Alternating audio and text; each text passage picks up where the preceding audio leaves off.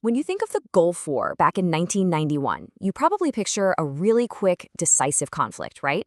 A 6-week air campaign, a 100-hour ground war, and that's it. But here's the thing, that's a dangerously simple way to look at it.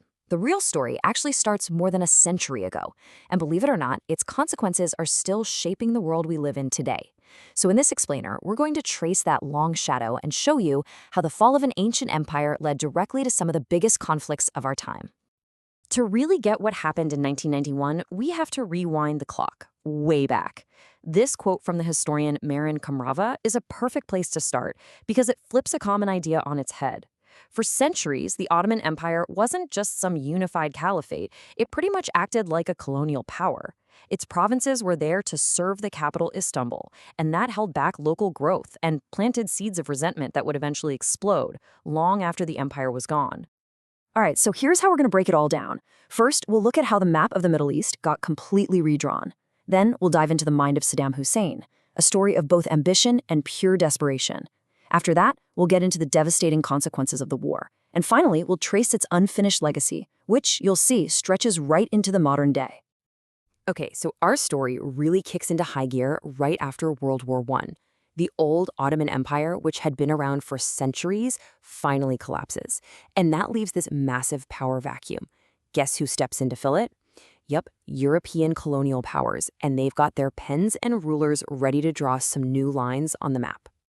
So in the early 1900s, everybody's calling the Ottoman Empire the sick man of Europe. It's on its last legs. By 1916, Britain and France are already meeting in secret, carving up the future spoils with the Sykes-Picot Agreement. This leads straight to the 1920s, when they start creating brand new countries out of thin air. Countries like Iraq, often mashing together different groups of people in ways that serve their own interests, not the interests of the people actually living there. And this right here is the absolute core of the problem. These new artificial borders were drawn with almost zero regard for the incredibly complex mix of ethnic groups and tribes on the ground. You had communities that had been together for generations suddenly split apart, and old rivals forced to live together under one flag. So the very foundations of these new nations were shaky from day one, creating the perfect breeding ground for conflict. Now, when you have an environment that's this volatile, it's a golden opportunity for ambitious leaders to grab power. And boy, were there few more ambitious or more brutal than Iraq's Saddam Hussein. He saw himself as this great Arab nationalist leader, the next Nasser, destined for glory.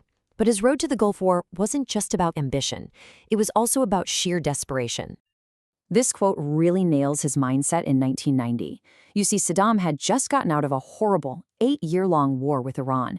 That war left Iraq with a mountain of debt and a worn-out army. He was desperate. He needed a win, a fast, decisive victory that would make him look strong again, rally his people, and solve his money problems all in one go. And it is so important to understand the difference between his two big invasions. In 1980, when he invaded Iran, that was an act of total overconfidence. He saw Iran in the chaos of revolution and thought, hey, easy win. But the invasion of Kuwait 10 years later, that was the complete opposite.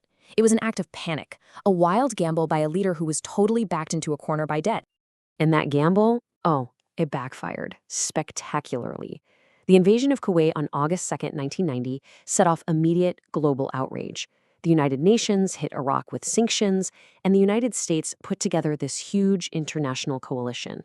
Suddenly, the eyes of the entire world were fixed on the Persian Gulf, and the stage was set for war.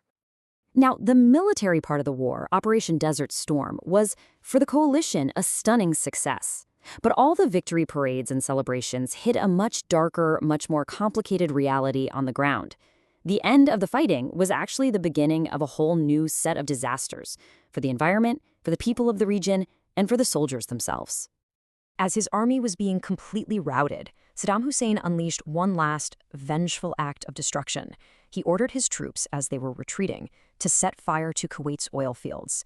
And what happened next was nothing short of an ecological nightmare, an apocalyptic scene of fire and black smoke that would have consequences for years to come.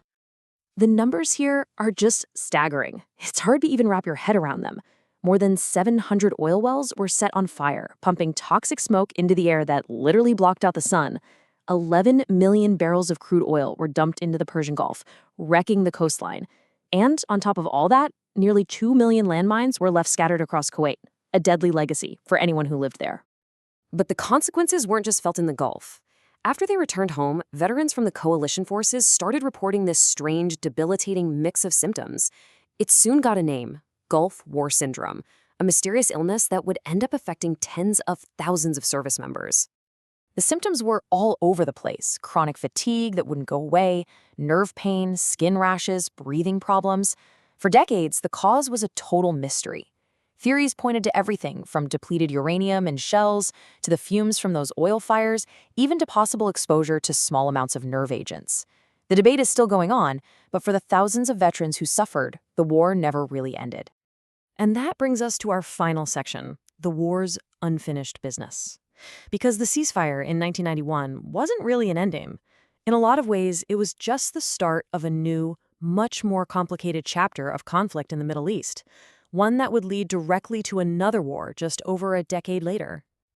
So, after the war, the UN kept these crippling economic sanctions on Iraq. The official goal was to force Saddam to get rid of his weapons of mass destruction programs, or WMDs. But the sanctions had a catastrophic effect on regular Iraqi civilians, leading to widespread malnutrition and disease. The whole thing became a deadly standoff because the sanctions were tied directly to that WMD issue. And this was the central, impossible problem. Here's the crazy part. Back in 1991, as UN inspectors were showing up, Saddam secretly ordered his WMD stockpiles to be destroyed. But because he did it in secret, there was no paper trail, no documents, no way to prove it. So how could Iraq prove a negative? How could they prove the weapons were gone? They couldn't. And that failure created this deep, lasting distrust that poisoned everything. This distrust over WMDs just simmered all through the 1990s. And then the world changed. The rise of al-Qaeda, leading to the horrific September 11th attacks, completely transformed global security. In this new post-9/11 world, that old suspicion about Saddam's Iraq took on a terrifying new urgency. The fear that he still had those secret weapons and that he might give them to terrorists became the justification for the 2003 invasion of Iraq, a direct consequence of the unfinished business from 1991. This quote from the Imperial War Museums just nails it. It perfectly captures the whole point we've been talking about.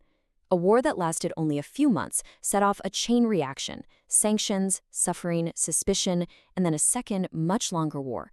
And the aftershocks from that are still defining the politics of the Middle East and the world. So we end with this question.